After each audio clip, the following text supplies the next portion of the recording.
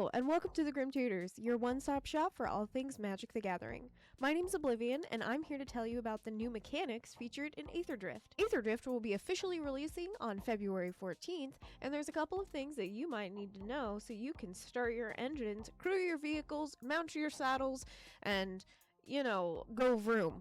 So to kick things off, we're going to start our engines. The first time that you control a permanent with start your engines, your speed becomes 1. There isn't any way that anyone can respond to this, so your speed immediately becomes 1. Once your speed is at least 1, you have the opportunity to pick up speed. Once your speed is 1 or greater, you can trigger an ability to increase your speed. Whenever one or more opponents lose life during your turn, if your speed is less than 4, increase your speed by 1.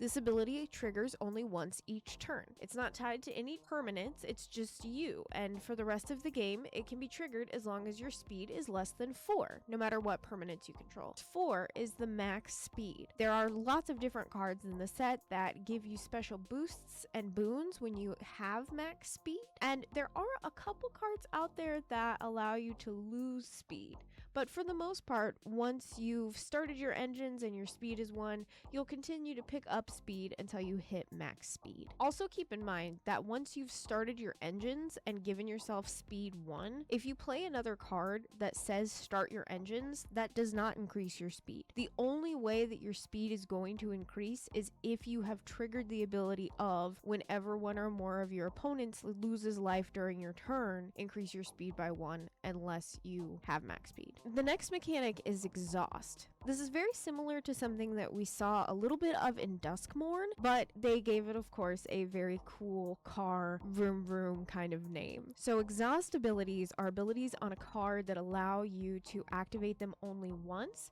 but it is not directly tied to only being activated at sorcery speed. Of course, if that permanent that you control that you've exhausted leaves the battlefield and were to come back, it would be a brand new thing and you could have a new instance of exhaust. There are some cards in the set that allow you to trigger exhaust abilities more than once, or if you have not triggered an exhaust ability, you can do so again. For a creature like Prowcatcher Specialist, for 3 colorless and 1 red mana, you can put 2 +1/+1 counters on this creature. You can only activate this ability once, but it doesn't say that it's only at sorcery speed, so we're gonna call that a win. Returning things that you'll see are going to be cards that have cycling, of course, mounts, and obviously vehicles. Get ready to start your engines as Aetherdrift officially releases on February 14th. Thanks again for watching. Be sure to like, subscribe, and let us know what your favorite card so far is in Aetherdrift or what you're excited to play with. You can find us anywhere at Grim Tutors MTG, and we've also switched over from Patreon to Ko-Fi. We have 2 different subscription tiers, one at $1 and one at $5 a month. The $5 a month subscription tier gives you a